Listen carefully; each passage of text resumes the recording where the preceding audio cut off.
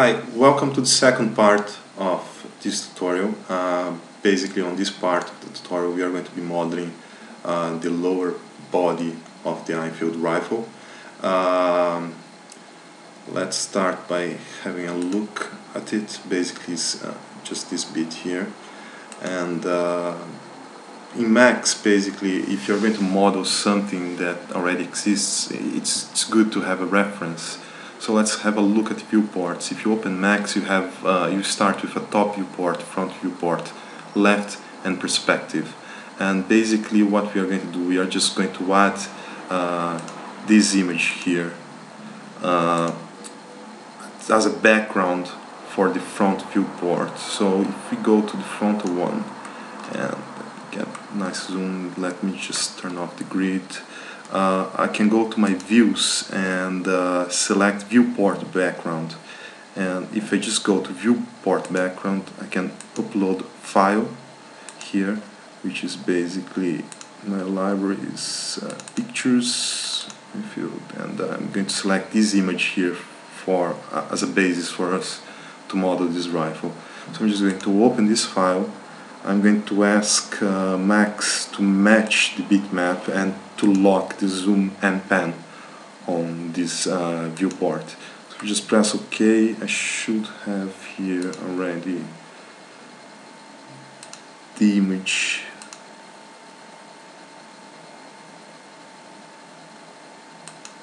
Yeah, there it is. I have to do twice, I don't know why, but yeah.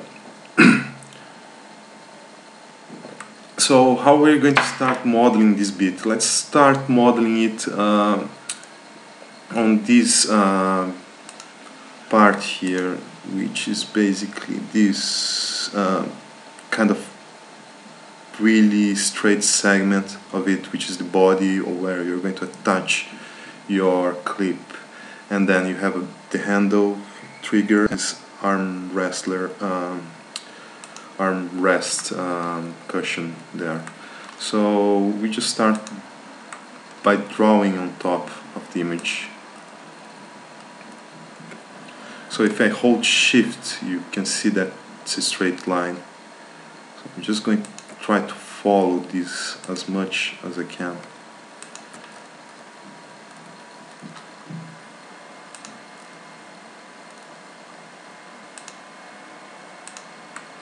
So I got the spline there, apparently forgot this bit here. I can just go to my spline and modify it to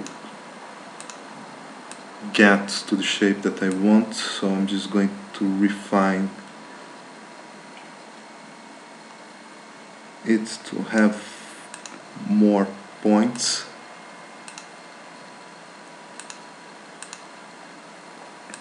Then I go to my move and I can select a point and just move to the position that I want this point to be. Okay, so this is looking alright for this bit. And basically, I guess for this part here, you can see that you have a bump here, which we may take into consideration. So I'm just going to refine it a little bit more. I'm just going to add another point here. Then just move this point to the position that I want it to be, somewhere around here. I'll do the same thing here, basically on this point. So I'm just going to refine it again, add another vertex and another one, and I'm just going to move this guy here and that point. Okay, adjust a little bit.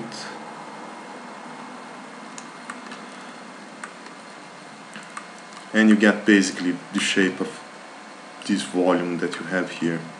Then you're going to have this bit here. So I'm just going to create another line there.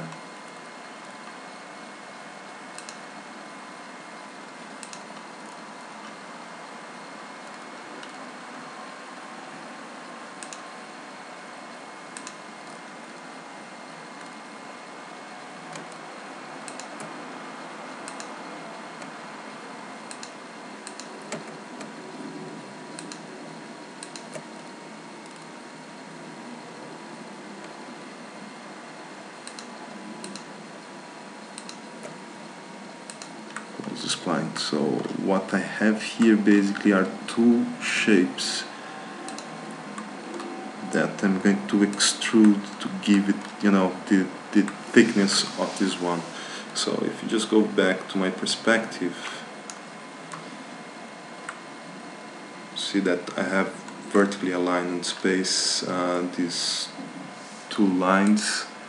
I'm just going to add a modifier to this one, which is extrude, and that's way too much, so I'm just going to adapt to a dimension that I think it suits the rifle. Something like 15 for this one, and I'm going to do the same thing for this one. Then extrude and add, I don't know, maybe 22.5. So I can just go to my top view and just align this guy with the other guy. So just get this one and go to tools, align, and then you can see that the icon changed. You see that it's a different one, just kind of asking me to pick the target object that I'm going to align the earlier one with. So I'm just going to pick this one and I'm going to align them on the Y position. That's okay.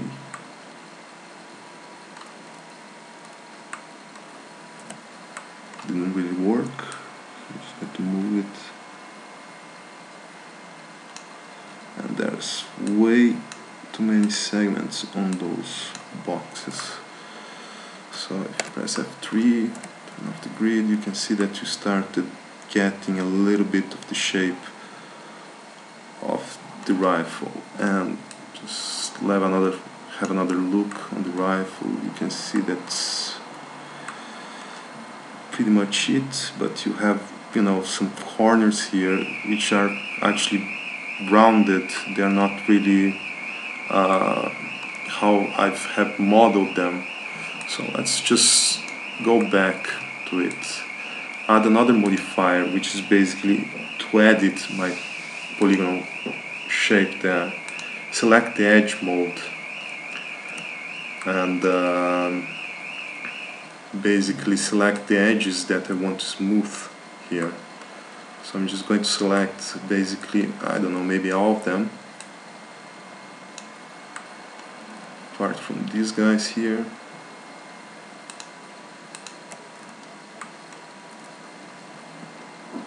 Now I'm going to select them as well. So if I go to my 3D space here, F3, you see that I have all the edges selected, and I'm just going to chamfer them.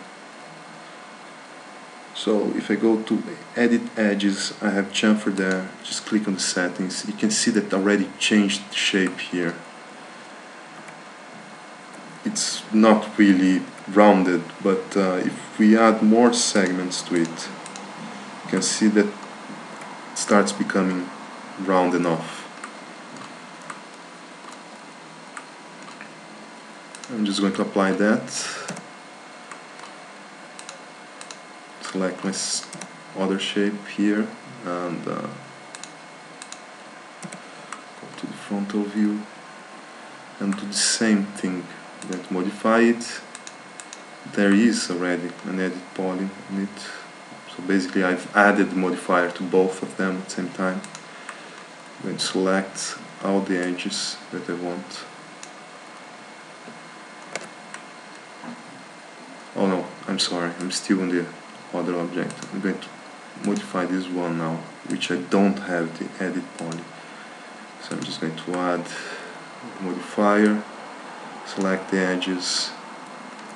I'm going to use all of them as well. I'm just going to chamfer. Maybe this time a little less.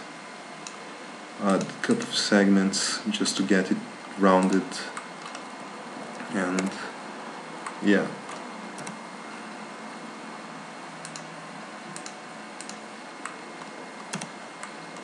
I've got some nice rounded corners on it. So if I go back to my frontal view,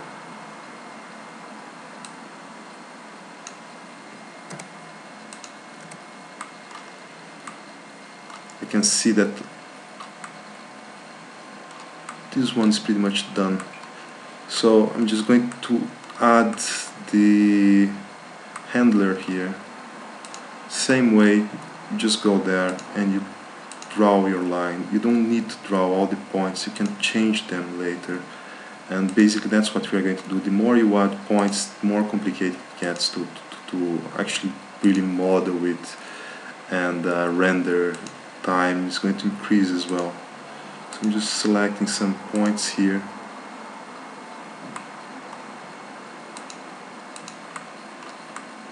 It didn't close again.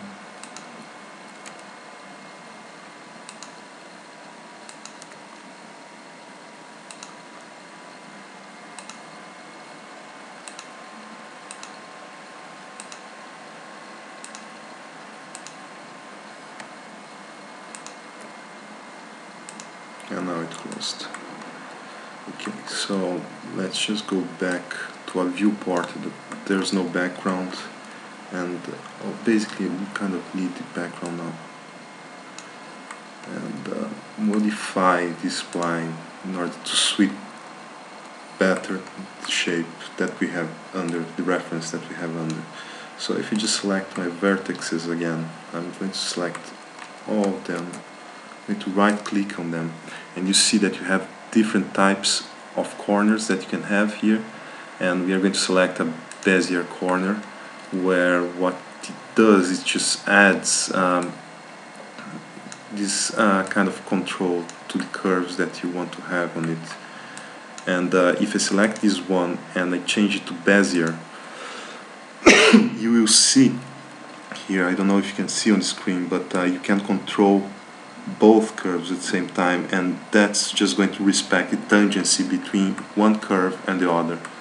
That's pretty much the same that we're going to do on these two guys. So I'm just going to change them to Bezier.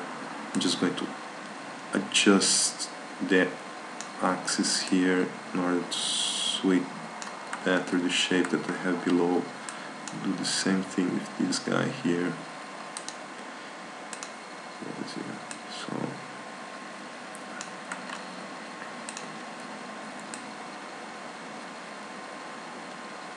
it's kind of bad here.